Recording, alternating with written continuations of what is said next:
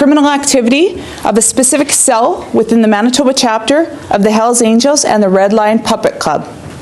As a result of the investigation, Project Flatlined was commenced in September 2011. Between September the 3rd, 2011 and February the 29th, 2012, members of the Winnipeg Police Service, with the assistance of the Integrated Proceeds of Crime Unit, utilized numerous techniques to gather evidence supporting various charges. Those charges include trafficking narcotics, possession of proceeds of crime, laundering proceeds of crime, and participation in a criminal organization. Commencing at 7 a.m. this morning, over 150 police officers conducted a large-scale operation to conduct search warrants and arrest offenders. 6 arrest warrants were executed and 11 persons were taken into custody on the strength of those arrest warrants. You'll see the persons arrested below on your sheets, as well as the locations the search warrants were conducted at. The seizures during the course of the investigation, a quantity of cash and narcotics was seized. Some properties and investments belonging to the accused persons have been restrained by the court and are deemed to be proceeds of crime or offense-related property. I will now introduce the inspector of our Division 40 crime unit, and he oversees the organized crime unit. This is Inspector Rick Greider. Thank you. I'd just like to thank Sergeant Aiken for the introduction. That was funny. Questions does anybody have? You picking up on that, or? Are these 9 people that you arrested the only targets, or do you have warrants outstanding for any other people? We have some warrants outstanding. There are other people to be taken up in the sweep. How many? I don't have an exact number for you. Are we looking at dozens, couple? Yeah. I can't give you an exact number, but I'll just tell you that they're kind of farther down the food chain in the organization. You have 3 full patch members in custody, including the president. What kind of impact do you think that'll have here in Manitoba? Well, it'll have a large impact because we're going to get 810. We have 810 orders on 2 of the patch ones. That is going to, hopefully, with the records that are on it, they're not going to be able to communicate amongst each other.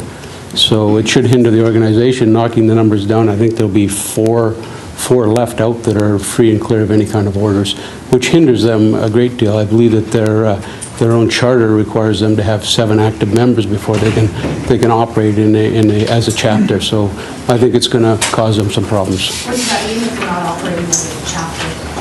Well, it's like any other organization. They have a charter, and they'll have to shut down until they recruit some other people to come into their line of business. So for police, obviously, that's a big deal. It's a very big deal. How much drugs did you get off the street this morning? You know, this morning, over the period of time of the project, the quantities, it's over the 2 kilo level. I'm not going to go into exact specifics of how much. 2 kilos from the start of this project in September? Yeah, or from the start of the project in September. What did you get in the search warrants? The results of all the search warrants today aren't in yet, so I can't really answer that question. Do you have any weapons were found? Same thing. I really don't know. Can you explain the seizure at the auto parts business? Was that different than the ones at the homes, or what did you find there? I actually don't have the results of the search warrants yet, actually, the seizures that were made, so I can't comment on what was seized. Rick, what's the difference between the first 7 people you name here and then the following 2? The 2, the 8, is it say 810 orders in there?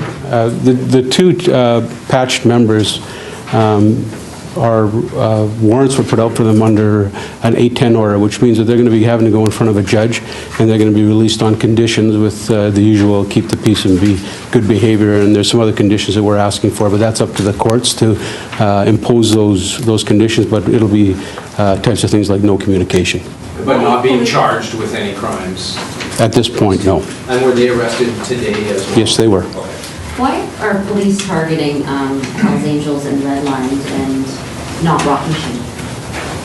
Well, I mean, it's not that we're not targeting rock machine, we're just one thing at a time, right? This is the investigation that we started back in May, and as a result of the problems that we had over the summer, this is the group that we had most information on, so when the information is good, that's the direction we go in with one we're going to get the best results out of. So as a result of our problems over the summer, this is just a continuing piece of that to show members of these types of organizations that we're committed to shutting them down, and I think for a period of time they're going to be scrambling to try to get back up to snuff kind of thing. Do you think that this will have an impact on the violence that we've seen? Will this end the violence between the rival gangs?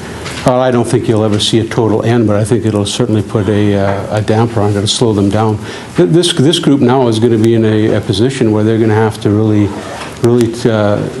get together to try to remain in business, you know. So there'll be other groups that'll be fighting. I mean, we'd be naive not to think that they're not going to be fighting over their piece of the street now, over the drug trade, right? That's really what's going to happen here. So, and we'll be on top of that. So I'll be very clear with you. The rock machine is in our sights, and we're not. It's not that we're not working on them. We're always working on all these groups. So as time goes on, we'll see how that goes forward. How big a piece of the drug pie, so to speak, does the House and Red Line control? Well, you know, that's because the landscape of the drug world has changed so much over the last few years. That's really hard to tell, but they have a definite impact on the street, and you know, it's like any organization. It moves down all the way down to the street level dealers, and they all work for them, and there's territory that they fight over, as we saw in the summer. How long has Dale Sweeney been president? You know what, I can't really, I can get you that, I don't really have that answer. I mean, as you can see, he's today's president because as we've, my Octave and other groups have targeted the Hells Angels and we've arrested their various presidents, they just have to put somebody else in place. I don't really know the exact length of time. So since Donovan's been in jail recently? I'm not sure, there might have been someone in the interim, I really don't have that answer for you. Is there any symbolism with the name here, Flatlined? Why did you choose that? Well, I think that this is they're aware. I didn't pick the name, but I think we can assume that there's a little symbolism there. Yeah. What kind of drugs were found? Mostly cocaine. There are other drugs, but it's mostly cocaine. Any grow-ups? No, not in this operation, no. Can you explain the connection between Red Line and Well, Red Line basically took the place of the Zigzag Crew as their puppet club. They basically enforce all the street level drug trafficking for the Hells Angels. And so that would be the primary puppet club? Yes, it is.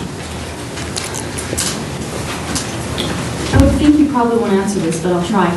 Was an informant used for this one like you've seen in the other major? I won't comment on any investigative techniques at all.